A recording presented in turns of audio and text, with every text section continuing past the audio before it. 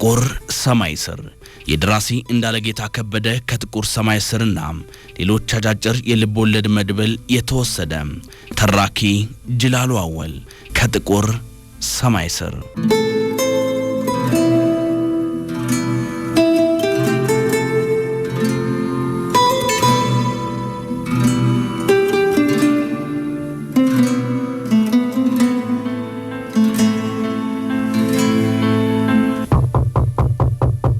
ያንኳኳው ከርበብ ያለውን በር ገፋ አድርጎት ወደ ውስጥ ዘለቀ። እትዬ ሻሾ ነበሩ። ደህና አምሽተዋል አለች ራሷ ዘርፌ። ከመከረጃው ራሷን በቅ አድርጋ በደብዛዛ ብርሃን ውስጥ እንደ ጥላ ትታያለች። ከሷ ፈንጠር ብሎ አባወራው ተቀምጧል፣ እግሮቹን አነባብሮ። ቀዝቀዝ ያለ ቤት ነው። ግድግዳው ላይ የተለጠፉት የሕፃናት ምስሎች ጎልተው አይን ውስጥ ይገባሉ። ክፍሏ ጠበብ ትላለች። ሳሎን ውስጥ የሚታዩት ቁሳቁሶች፣ ወንበሮችና ጠረጴዛዎች ባለቤቶቹ በመካከለኛ የኑሮ ደረጃ ላይ እንደሚገኙ ያሳብቃሉ። ረዘም ካለ የሰላምታ ልውውጥ በኋላ እትዬ ሻሾ የቤቱን ብርሃን ለመዱት። ቀጭን ናቸው እትዬ ሻሾ። አዳፋ ነጠላ መልበስ የሚያዘወትሩ ረጅም አሮጊት። ቁጭ በሉ እትዬ፣ ምን ነው ቆሞ ቀሩሳ አለች ዘርፌ። ኧረ ተይኝ አንቺዬ፣ ምኑን ቁጭ አልኩት? ለአንድ አፍታ ደረስ ብዬ ልመለስ እንጂ ልቀመጥ መች መጣው አሉ። ሊናገሩ ያሰቡትን ከየትኛው ጫፍ እንደሚጀምሩ ሲያብሰለስሉ ቆዩና ሆ እንዴት ያለ ጉድ ይታያል እናንተዬ! በየቀኑ በጓዳችን ተፍልፍሎ የሚወጣ ጉድ እንዴት ለቁጥር ይበዛል አሉ። ምን ነው አለ አባወራው። አራሷም ምን ችግር ገጠመውት እትዬ አለች። ኧረ ለጆሮም ቢቀፍ ነው። ሰራተኞቻችንን ለምን አንቆጣጠርም? እርቃናችንን እስኪያስቀሩን ድረስ ነው እንደምንጠብቀው። እርስ በርሳችን ካልተጠባበቅን ምኑን ተረፍ ነው? እንዲህ ስክለፈለፍ የመጣሁት እኮ ለምንድን ነው አለ አባወራው ነገራቸውን እንዲያሳጥሩ በሚያዝ ድምፅ። ቤታችንን አራቁተው ለደህንነት የሚድሩን እነሱ አይደሉም እንዴ? ገበናችንና ሚስጥራችንን ከበረበሩ በኋላ ለሐሜት ሱሰኞች አሳልፈው የሚሰጡብንስ እነማን ሆነው? ዘርፌ ንዴቷ መጣ። ምን እንደተፈጠረ ለምን አሳጥረው አይነግሩንም? የምን ነገር ማስረዘም ነው? አንቺማ ምኑን ታውቂው? የማርያም አራስ መንደርተኛ ሁሉ የሚፈተፈተው ስለማን መስሎሻል? ስላንቺው ጉድ እንጂ። ያው የኔ ነገር ታውቂዋለሽ። ጎረቤት ሲጠቃ አልወድም። ያየሁትንና የሰማሁትን ልንገርሽ ብዬ ነው አመጣጤ አሉ እትዬ ሻሾ። ምንድነው የሚነግሯት? እርግቢቷ አስቤዛዋን በጭልፊት እያስመነተፈች ነው ይሉሻል። እርግብ አለች አራሷ። አባወራው ደግሞ ጭልፊት? ታዲያስ ቤታችሁ እኮ ተራቁቷል። እስክትሸጣችሁ ድረስ ነው እንዴ የምትጠብቁት? አንቺማ ከ15 ቀን ወዲህ ጓዳሽን መቼ አየሽውና? እጠቅማትና ጽድቅባት ብለሽ ያሳደርሻት ሰራተኛ ተብዬ ከንብረትሽ ከፍላና ካስፔዛሽ ቀንሳው ወዲያኛው ቀበሌ ላሉ ነዋሪዎች ስትቸረችር ስንቶቻችን መሰለሽ የደረስንባት? አራስ ደነገጠች። ምን ማድረግ እንደሚገባት ግራ ገባት። ባለቤቷን አነበበችው።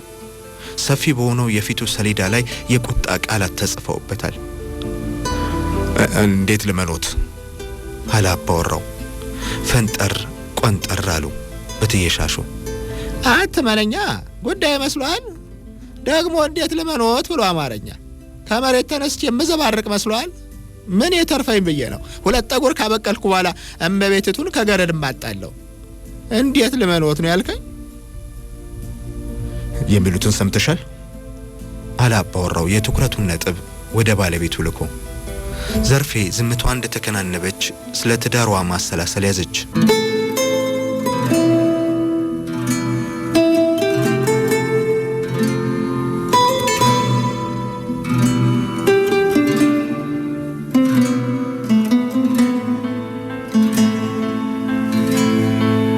ማትሪክ አልሆንልሽ ባላት ሰሞን ነው የዛሬ የትዳር አጋሯን የተወዳጀችው። ጎረቤቶቻቸው በሚገኘው ሰፊና ዘመናዊ ግቢ ውስጥ ተከራይቶ ይኖር ነበር። እንደሚፈልጋት እየታወቃት መጣ። ተሸነፈችለት። ውለታ ውሎላቸው ነበርና እናቷ በልጃቸው መሸነፍ ተደሰቱ። ቀደመኝ እንጂ ልጄን አትወስድልኝም ወይ ልለው ምንም አልቀረኝ ነበር አሉ ተባለ። ነፍሴ ተረፈችው በሱ ደጋፊነት ነው እንጂ ቤት ንብረቴን ብሸጥ እንኳን ከያዘኝ ብርድ በሽታ መቼ ድን ነበር ሲሉ ሰማዋቸው የሚል በዛ። ዘርፌን እንዳቂምቱ ደግሰው ዳሯት። ሆዷ መክፋት ያዘ። 9 ወር እስኪሞላው ድረስ አጠገቡ ያለች ናፍቆት እንቅልፍ ነሳው። እንክብካቤ ያበዛባት፣ ጥያቄዎቿን አሟላላት። ወሬያቸው ሁሉ በቅርቡ ስለሚያስተናግዱት አዲሱ እንግዳ ሆነ። ቀኑ እስኪደርስ ተቻኮሉ። ከልክ ያለፈ የመሰላት የባለቤቷ ደስታ ነፍሷን በሐሴት ወይን አሰከረው። አዲሱ እንግዳ መጣ። በቤታቸው ታላቅ የምስራች ሆነ። በዓልም ተደረገ። ውሎ ሲያድር ግን ልጇ ከሆዷ ሲወጣ አንድ ነገር አየች። ባሏን አጣችው። አጠገቧ ያለ መንፈሱ ራቃት። ድምፁ ከበዳት። አጣችው። የሷ የነበረ እንጂ አሁን የሷ የሆነ አልመስልሻላት። እንዲወለድ የናፈቀችው ልጇ ባለቤቷ ይሰጣት የነበረውን ፍቅር ሰረቀባት። ቆይቶ ለዘር ተብሎ እንጂ ፍቅር ገዝቶት እንዳላገባት ገባት። ብቻ መሰላት። ለብዙ ጊዜ ጠበቀችው። እንደነበረው ሊሆን አልቻለም። የሚያስፈልጋትን ነገር ስትጠይቀው የብስጭቱ መንስኤ ይሆን ጀመር። በቁጣ ይገርመማታል፣ ይደነፋባታል። ሕፃኑ ግን አልባሳት በዙለት፣ አሻንጉሊቶች በዙለት፣ ብዙ ነገሮች በዙለት። ዘርፌ ከፋት። መጠቃት አንደበቷን ቆልፈው። ካልጠየቋት የማትመልስ ሆነች። ብትመልስም መልሶቿ አጫጭር ሆኑ። ውስጧም እንደ ውጭዋ ተለወጠ። ልጇ ከባለቤቷ ጋር የሚያቀራርብ ድልድይ አልሆነላትም። ድልድዩን ሰብሮ ክፍተት የሚያበጅ እንጂ። ይህን ሁሉ የምታጫውተው ወዳጅ ስላልነበራት ከሰራተኛዋ ጋር ነበር ወግ የምትሰልቀው። ሞቅ ብሎት በመጣ ቁጥር የምናምንቴዎችን ያህል እንኳን ክብር ሳይሰጠኝ ተኛኝ ነበርና ይኸው ሁለተኛ ልጁን ወለድኩለት ትልና ለተነጫናጭ ልጇ ጡቷን ታጎርሳለች። ሕፃኑ 20 ቀን አልሞላውም። የማህፀኗን በር ሾልኮ ከወጣ ምን አለ ውሃው ሆነ በቀረ ትሏለች። አንዳንዴ ምሬቷ ሲከፋ ይሄን አንተም እንዳባትህ ለሚስተ የማትምች ትሆን ይሆናል ትላለች። ስለ አራስ ልጇ ስታስብ ረዘም ላለ ሰዓት ስለ ጎጇ ስታሰላስል ራሷን ስለሚያሳመማት ተነሺ ትላታለች ሰራተኛዋን። ተነሺ አብሲቱን ጣዩ፣ ደስተም ትጥጃለሽ። ዘይት ባይኖርሽም ምንም አይደለም። የዘይቱን ዕቃ አዘቅዘቀሽ ለድስቶ ካሳየሽው በቂ ነው፣ ደግሞ ለሽሮ ትላትና ካጠገቧ ታርቃታለች። ሰራተኛ ብቻ ሳትሆን ጓደኛም ጭምር ናት። አሁን ደግሞ ተከሳሽ።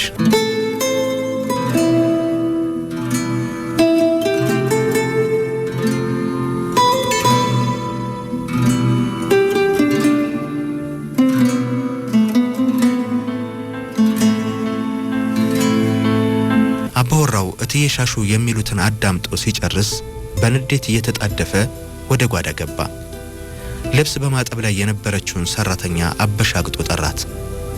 በእያንዳንዱ የሰውነት ክፍል ላይ ጉስቁልና ማዕተቡን ያሳረፈባት አይነት ሴት ናት።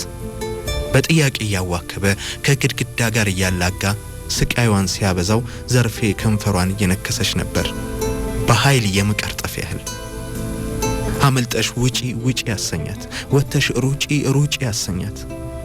እትዬ ሻሹ ፊታቸውን አፍክተው በሰራተኛዋ ላይ እየተፈጸመ ያለውን ቅጣት ይከታተላሉ። በእርግጥ ጥፋቷን ስታስተባበል ባለመስማታቸው ተገርሟል።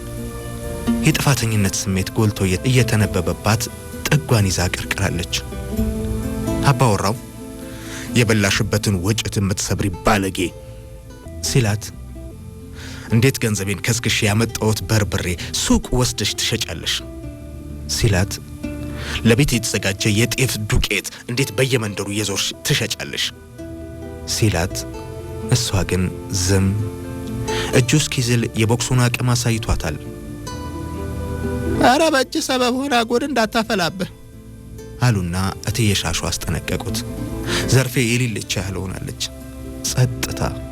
አባወራው ግን ቁጣውን ቀጥሏል። ከየት ማመጣ መስሎሽ ነው? ከአባትሽ ማሳ የዘረፍኩት ወይስ ካልፎ አግዳሚ የቀማሁት? ተናገሪ እንጂ ምን ይዘጋሻል? ምን ያህል ብትንቂ ነው ንብረቴን እብድ የዘገነው በሱ ያስመሰልሽው?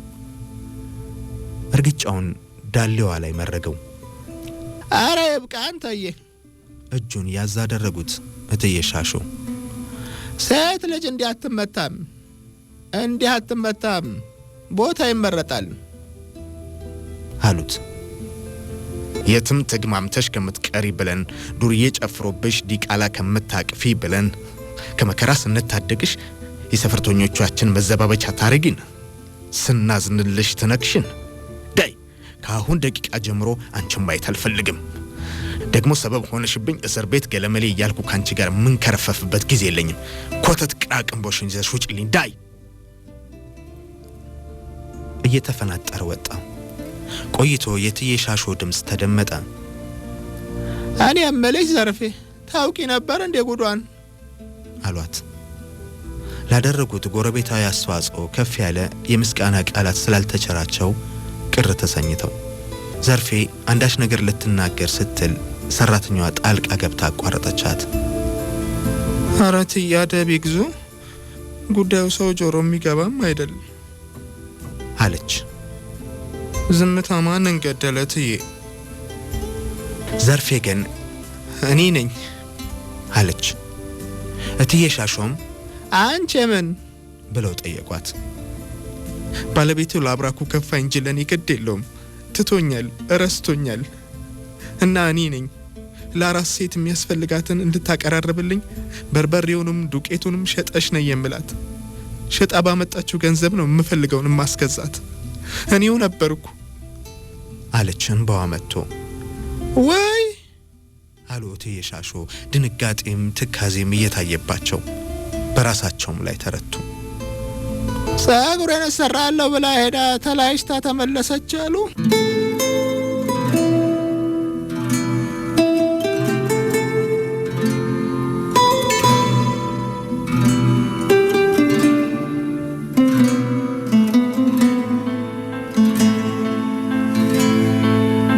ከጥቁር ሰማይ ስር የደራሲ እንዳለጌታ ከበደ ከጥቁር ሰማይ ስርና ሌሎች አጫጭር የልብ ወለድ መድብል የተወሰደ። ተራኪ ጅላሉ አወል ከጥቁር ሰማይ ስር